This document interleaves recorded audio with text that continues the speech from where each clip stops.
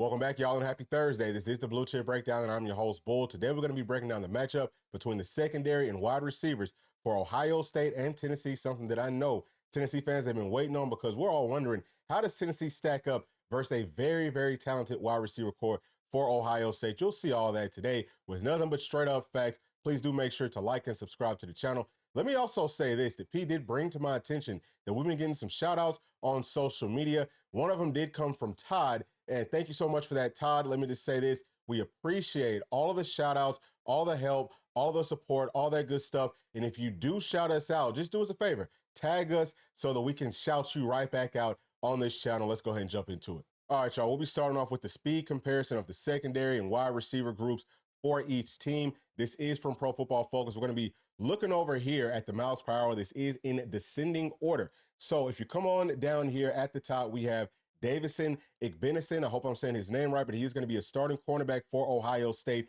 He's at 22.4 miles per hour. He's the fastest player out of everybody that we'll be looking at today. Now, the second player, Nathan Leacock, will be the fastest wide receiver for both teams. And he's 6'3", 217 pounds, clocked at 22.2 miles per hour this season. That's interesting because, number one, he does not play that much for Tennessee, but very similar size, actually just a little bit bigger than Jeremiah Smith, and he's definitely faster. So if you're talking about just going through the reps in practice, all of our secondary players have a person that can definitely mimic what Jeremiah Smith does just from a size and speed perspective. So that's a good look for our Vols. Let's come on down to the next player who's tied with Nathan Leacock, Ricky Gibson. He's going to be a starting cornerback for Tennessee. He's at 22.2 miles per hour. And the fastest wide receiver for Ohio State will be Carnell Tate at 22 miles per hour. Next, we have Boo Carter at 21.9 miles per hour, very close to 22. He's a true freshman. He's going to be playing the star position for us. That's basically just a nickel cornerback. The fastest wide receiver for Tennessee is going to be Dante Thornton Jr. He's a big guy, 6'5", like 220 pounds,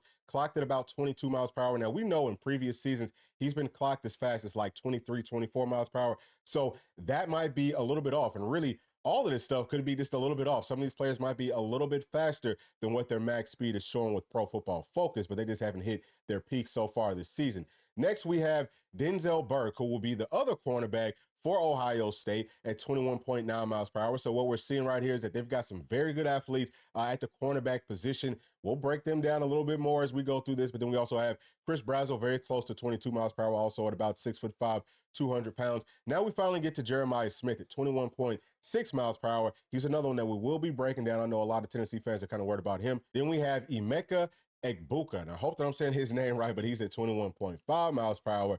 He has pretty good size as well. Then we got Squirrel White. Tennessee, I think Tennessee's best cornerback, Jermar McCoy at 21 miles per hour. And then Will Brooks, who plays at safety for Tennessee, also at 21 miles per hour. So that's something that we've talked about before on this channel, just in, hey, you know, is he a good enough athlete to be able to compete? I think that he is, especially in certain situations. But we will just kind of like look at these other players right here. We have Jordan Hancock, who's going to be, one of their safeties. And, he does a lot of coming up to the line of scrimmage and covering, almost like a star player for Tennessee. Then we have Jalen McMurray, who will be Tennessee's third cornerback that comes off of the bench with the same speed. So I think that pretty much just looking at this, y'all, what we are noticing just amongst all the secondary players and wide receivers is that there really isn't a huge difference with the speed. Pretty much everyone, looks like they're pretty comparable with those types of things. Caleb Downs right here, we all know that he is a dog. Seen him play since he was just a little tiny boy, and he is a very dynamic football player. I actually think he might be better on offense than he is on defense. Not to take anything away from his defense. We'll break him down here just a little bit more in just a minute, but he's at 20 miles per hour.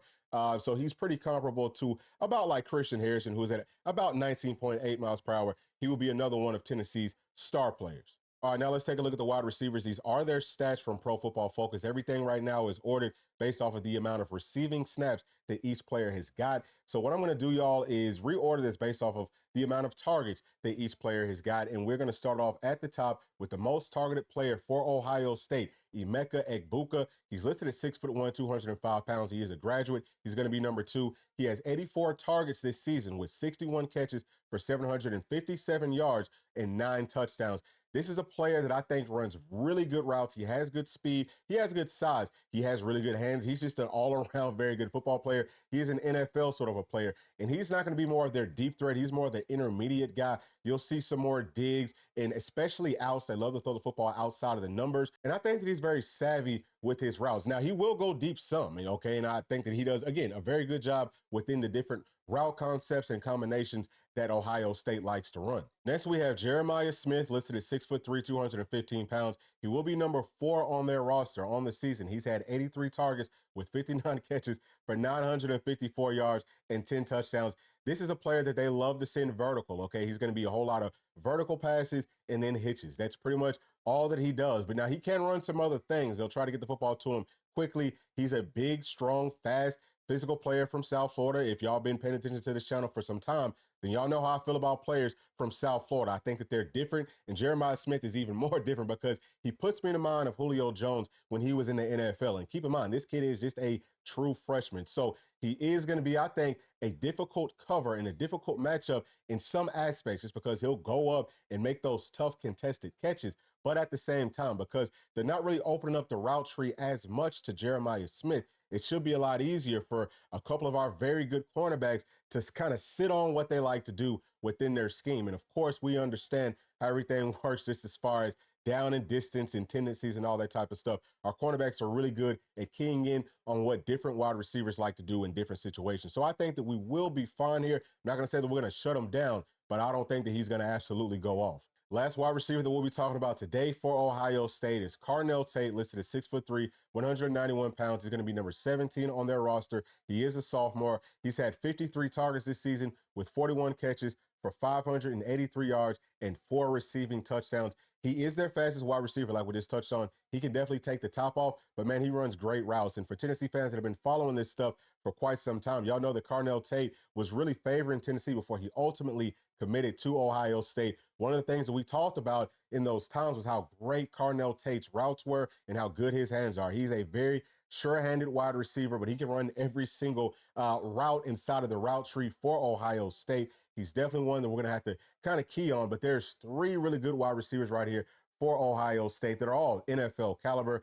I think that we will find a way to be able to limit what they like to do down the field. Now let's dive a little bit deeper with these wide receivers, and we're going to be looking at their receptions by route. So we're going to start off with Emeka Egbuka. What you're going to notice here is that there won't be very many vertical routes by the top 3 wide receivers for Ohio State outside of Jeremiah Smith. So with Emeka, what we're seeing is out routes, hitch routes, crossing routes, speed outs, wide screens, in routes, which are mostly digs whenever you're talking about Pro Football Focus, and then that slot will. We'll talk about that some more here in just a minute. I think that that one's going to be a little bit difficult for Tennessee in certain situations, but there's a lot of underneath stuff with Emeka Egbuka, but it doesn't take away from the fact that it's not that easy to cover guys that are really good at running their routes within this scheme. The next player, Jeremiah Smith, what we're seeing is the second most received route by him is a go route, okay? It's hitches and it's goes, like we talked about. Then it's out, corner route, which will be another vertical route, slants,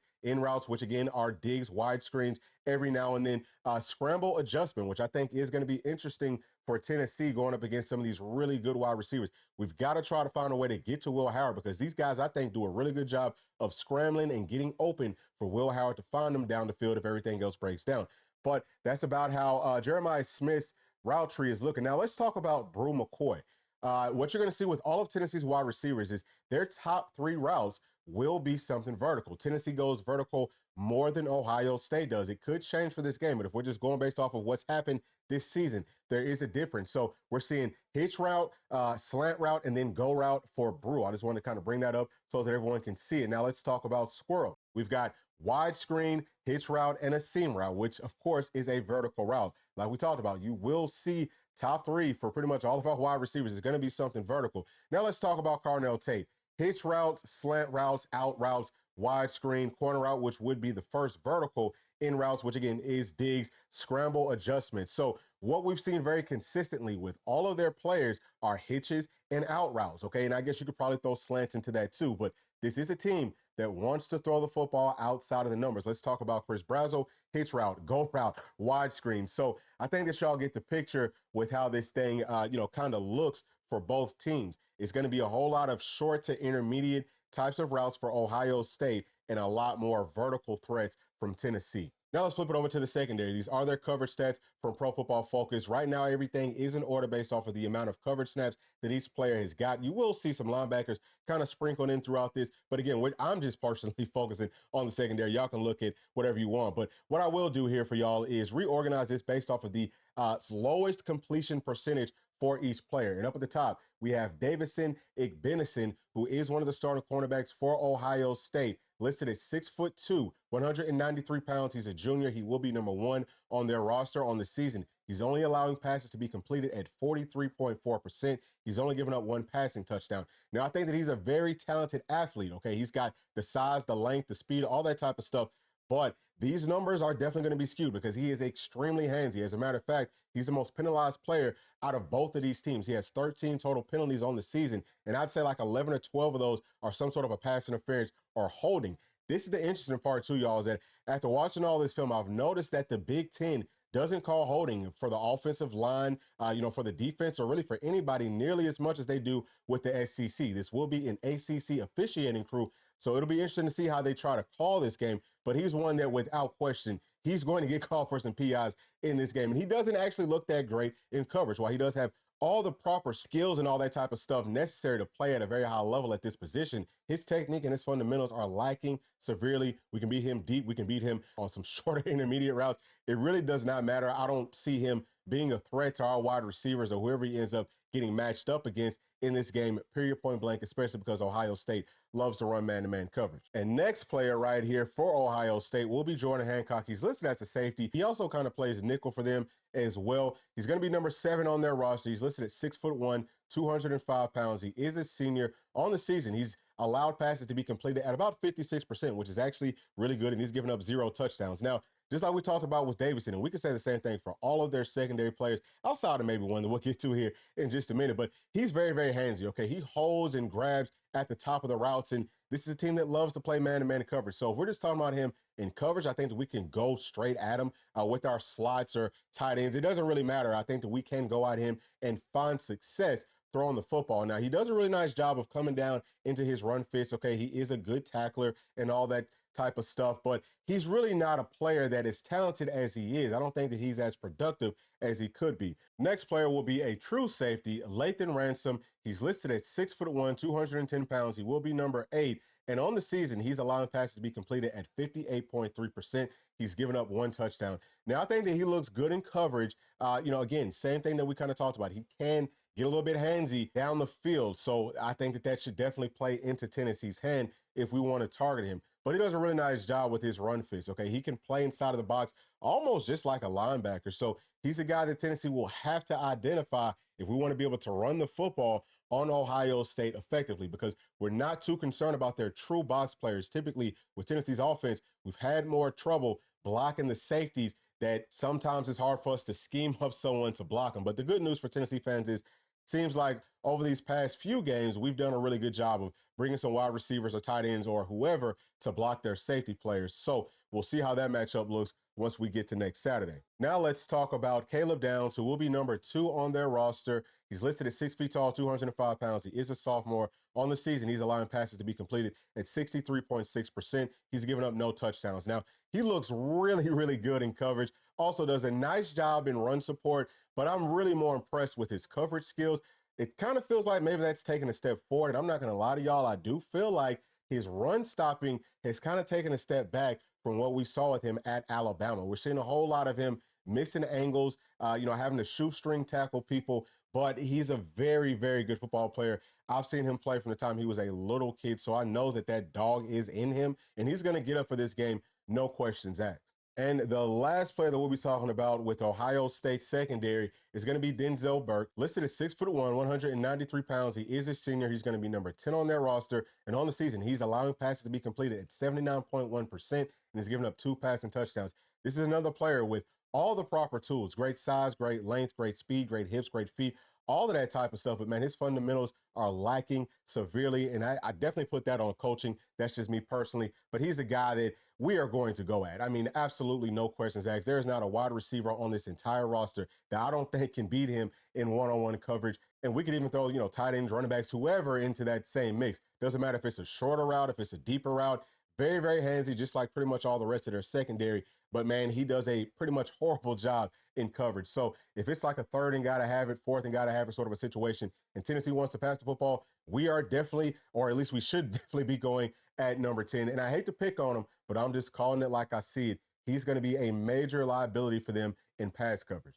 Now let's come back up and talk about the pass coverage for Tennessee, right? Because we have Jamal McCoy up here. He's only allowing passes to be completed at 45.2%. He's given up 1 touchdown this season. And he also does have 4 interceptions right here. So we didn't talk about the interceptions for the other players, but y'all can see it right there inside of that column. Then we have Jalen McMurray, who is allowing passes to be completed at 50%. He's going to be cornerback number 3 for Tennessee. He's given up 0 touchdowns and he has 0 interceptions. Next, we have Andre Turntime playing at safety. I think that is a good look for him. Okay, he's only given up passes at 50%. He does have 1 interception and he's given up 1 touchdown this season. Now let's come on down to Ricky Gibson. Giving up passes at 59%, but you got to understand that the vast majority of those passes that he's given up is going to be underneath stuff. Now, he has given up 2 passing touchdowns this season, but he was in great position. He has 0 interceptions. But I'm going to tell y'all, because I used to play cornerback, I love this position so much.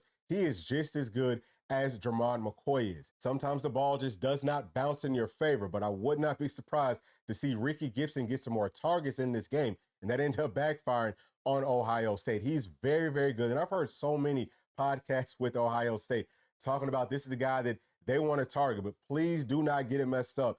Ricky Gibson is a very, very good cornerback, and I hope that they do try to target him. Next player is Boo Carter, who will be playing at star for Tennessee. He is a true freshman, and he is allowing 62% of passes to be completed on him this season. He's only given up 1 touchdown and 1 interception. I think that he's really good. So we talked earlier about Ohio State liking to run those slot wheels and slot fades and things like that. Those are very, very difficult to cover. And actually, we could talk a little bit about Will Brooks as well, who is giving up passes at about 62.5%. He's given up 1 touchdown. He does have 3 interceptions this season. So these 2 players, these 2, and then we could also talk about guys like Christian Harrison, who we're not seeing right now. But all those players, I think, could struggle a little bit versus that slot wheel, versus that slot fade, especially Will Brooks, just because that's what Georgia did to him to target him if he's playing up at the line of scrimmage. Now, he does play safety, but they found a way to scheme him up at the line of scrimmage, and they use their tight ends on some of these rub routes with the slot wheels and slot fades. It's almost impossible to stop that. I don't think necessarily that Will Brooks is a true liability in coverage. I think that he's just better playing off. He might be kind of better playing over the top than he is in straight up man-to-man coverage. And I'm sure that Coach Banks will have some things schemed up to make sure that a couple of these players that, might be more of a problem playing in that slot in coverage, that they're not necessarily getting isolated right there. But I would say that I trust Boo Carter a little bit more having to do that, because that's pretty much all he does, than I would with Will Brooks. So I did want to bring that up because a lot of folks have been talking about Will Brooks as well for what happened in that Georgia game. But just understand that that's something that we can kind of scheme around if we absolutely have to in this game. And I'm sure that in certain situations, we will have to do that. But let's kind of keep on coming down because we talked some about Christian Harrison, who's right here. He would also be playing in the slot at the star position. He's allowing passes to be completed at 80% on him. Again, that's mostly underneath stuff. He's given up 0 touchdowns. He also has 0 interceptions. He's probably not going to be playing as much as Boo Carter, but I love what these players, really all of them for Tennessee, can bring from a physicality perspective. They're all going to help out in that running game. And if Ohio State's wide receivers do make some catches, we're going to come up and we're going to try to body slam them and hit them and just play physical. And we'll see how that wears on them over the course of this game. All right, y'all, now let's recap real quick. I think that Tennessee's wide receivers will find a lot of success versus Ohio State's secondary, especially versus their cornerbacks. They're overly handsy, and then on top of being handsy, they're still getting beat. That is a recipe for disaster in this game, where we are going to isolate and find the one-on-one matchups for sure. And we're going to throw the football deep. That's something that Tennessee really needs to do more of in this game. Yeah, we can run the football, but man, throw that thing down the field, because if nothing else, you're going to at least get some sort of a PI, holding call, something like that. That's almost guaranteed. I mean, number 10 is a guy that whenever we need it, we can go straight at him. Number 1 is really another one. Now, their safeties, I think, look a little bit better in pass coverage, but we can still find ways to beat them. We've seen really good secondary players over the course of this season, and I think that this would probably be like in the bottom, at least 20% of what we've seen over the course of this year. If you're just talking about their cornerbacks, their safeties, they look pretty good just in pass coverage and things like that. But if you flip it over, and if you talk about Ohio State's wide receivers versus Tennessee's cornerbacks, it's almost the total opposite, where the strength of Tennessee is going to be with our cornerbacks, both of them. I'm going to keep on saying this because for some reason, Ohio State fans and, podcasters, YouTubers, whatever, they think that Ricky Gibson is some scrub that you can install the football at. That is not the case, okay? He is a dog. He's just as good as Jamar McCoy is. So I think that could maybe play into Tennessee's favor if for some reason, the coaching staff and, the Buckeyes actual team thinks that they can go straight at Ricky Gibson. But I do think that they can find some success targeting our star player just a little bit in certain situations. It's not because those guys can't cover. It's just because playing inside of the nickel is a lot easier for you to kind of get, picked off, things like that. So that could be difficult for guys like Boo Carter, who is a true freshman, to pick up on. But I do think that over the course of the season, he's gotten a lot better at noticing those types of things. But really, Tennessee's safeties is more of what I think Vol fans are worried about. I think that we'll be fine if we do get matched up in one-on-one coverage. I just feel like it needs to be more off coverage and not so much up at the line of scrimmage types of coverages. But we can stay on top of routes and minimize Ohio State going deep, or maybe we just kind of scheme around our safeties, maybe not being the best at man-to-man coverage, and just keep them playing over the top and trust the guys underneath to play tighter coverage, within zone or within man. But we will talk some more about the scheme coming up here very, very shortly. I do like the matchup for Tennessee on both sides. I would say that I feel a lot more confident with our wide receivers versus their secondary than I do with their wide receivers versus our secondary. But I feel very confident about that one as well. But those are my thoughts. Please share yours with me down in the comments section. And as always, please do make sure to like, subscribe, hit that notification bell, share with your friends, family, and other volunteer fans. We'll see y'all on the next one. Thanks. Peace.